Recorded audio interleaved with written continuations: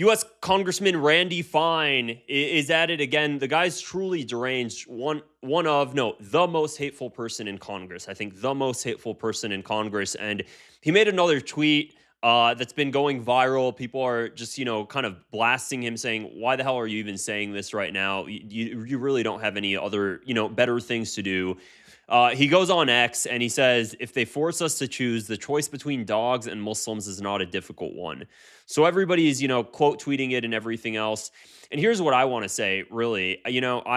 You guys know me. I'm very pro free speech. I will fight for anybody's right to, for free speech, including Zionists. That's the one thing where I'm a big proponent of. Here's the thing, though. You're a U.S. congressman. That's the first thing. But you're also a minority. And this is what I really have a hard time grappling with. And I think that they're allowed, they know they can get away with it because of maybe, well, let me go ahead and show my disclaimer here. This is not intended to promote hate towards any group of people. Now that I said that, I think he thinks that he can get away with it because of the very clear sense of Jewish supremacy, which allows him to say things and get away with things, while if it was any other religion, including Christians, they wouldn't be able to do so. So he said that if they force us to choose, the choice between dogs and Muslims is not a difficult one. Okay, now imagine if any other congressman said the exact same thing but replaced the word Muslims with Jews. It would be immediately condemned, and that person would probably be stripped of their title immediately ousted from Congress, headline after headline after headline attacking them. But because it's Randy Fine and he's saying this about Muslims, it's cool. And yet, the thing that really just it's puzzling to me is that it would be one thing if you're not even a minority and you're just saying that. But the thing is, you're a minority and half of your platform talks about how you want to monitor anti-Semitism. So I have a really hard time understanding how somebody who is so concerned about anti-Semitism in the same breath wants to say something about another group of people while still being concerned when he gets hate himself. I feel like there's a loose there. You have to be a little bit off center. You kind of just have to be loose in the head to not recognize the cognitive dissonance there. And it really makes no sense to me. It really makes no sense to me. Of course, Laura Loomer does the exact same thing. And then Laura Loomer went out publicly and said, we should all be standing, with Randy Fine. Everything he's saying is absolutely correct. Well, fine. If you really want to say that shit, go ahead and say it. But then why are you in the next breath crying about anti-Semitism? You can't, it really doesn't work both ways. And this is something I found really interesting. I'm 29 now, and I'm going to be honest with you guys.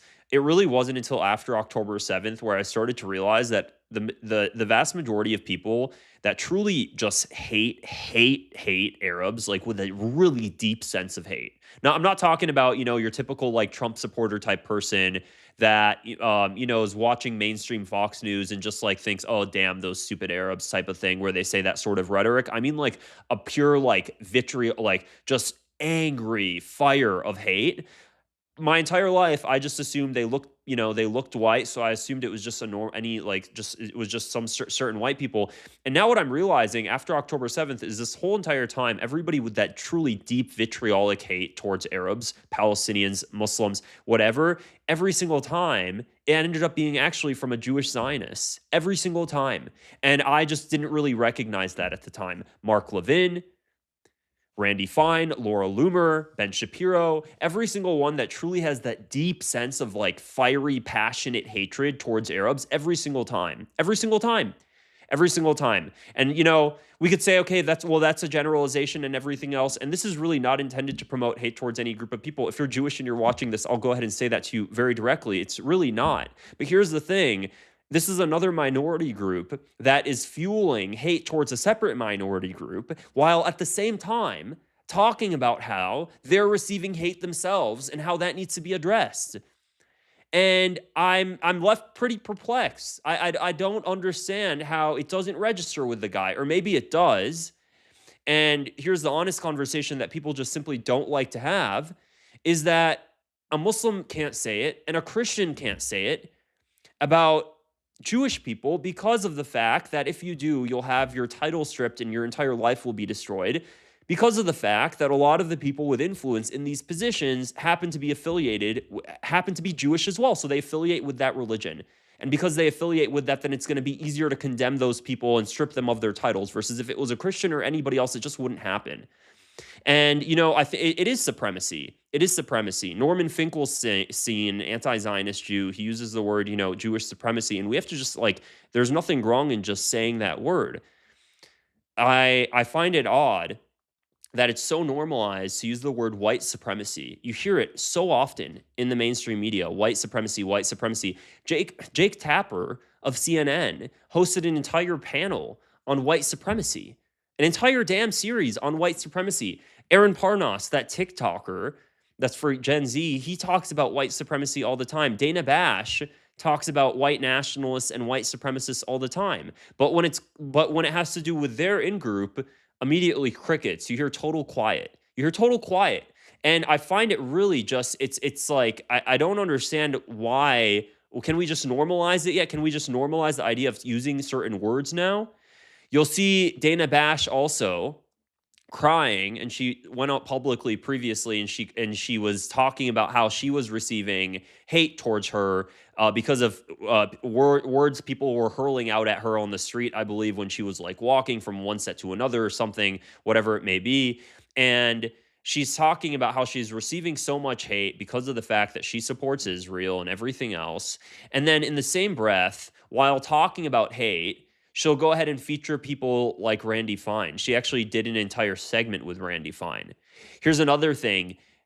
Dana Bash also hosted Marjorie Taylor Greene, and she had Marjorie Taylor Greene on her show, and she was grilling Marjorie Taylor Greene. This was at least a few months ago now. Maybe it was back in the late summer, and she was grilling Marjorie Taylor Greene. And I was watching that, and she was specifically talking about why, Marjorie Taylor Greene spoke at a Nick Fuentes event and everything else. And she was just kind of going after her. And she talked about how a lot of the stuff that Nick Fuentes has said is hate speech. So why doesn't she condemn it? And how could she stand by somebody like Nick Fuentes? And she looked so angry. I've never seen a Dana Bash clip of her looking so angry. And I was left so confused. And then just within the next same week, she has Randy Fine on CNN, and she's talking to him as if he is somehow at some different level of morality, as if he's somehow, morally superior to Nick Fuentes. She's trashing Nick Fuentes while in the same breath hosting Randy Fine on CNN, who by every single metric is much worse than Nick Fuentes, because we have Randy Fine actually justifying an ongoing genocide. And by every single metric, he's magnitudes worse, yet it's normalized for her. And that's kind of what I mean when I talk about the sense of supremacy. It's not cool. It's not okay. It's not okay. Why do we have to all put up with it? Why do we have to all put up with it? Why? Especially, I'm really starting to get sick of it, because I have skin in the game here. My family's getting affected by it. Why the hell do I have to put up with this ridiculous supremacy that's still taboo to talk about? It's still taboo to talk about. I mean, it's I don't see it. It's crazy. It's crazy to me. So that's really it for this video. I mean, they're gonna keep. Here's the thing. They keep fueling their own fire. They cry about wanting to stop. And when I say they, let me be very specific here. Randy Fine, Laura Loomer, Mark Levin, Ben Shapiro, they cry about wanting to stop hate towards their own group of people, while in the very same exact breath, actively fueling hate towards another group of people and thinking there's no such thing as karma, as if the world is not just going to toss it back at them. It's honestly, it's whatever. They're expediting their own hatred. So be my guest. If they want to do it, they can go ahead and do it. That's it for this video, guys. If you found it interesting, I'd appreciate it if you click the subscribe button below and give it a thumbs up as well. Otherwise, I will see you guys in the next video.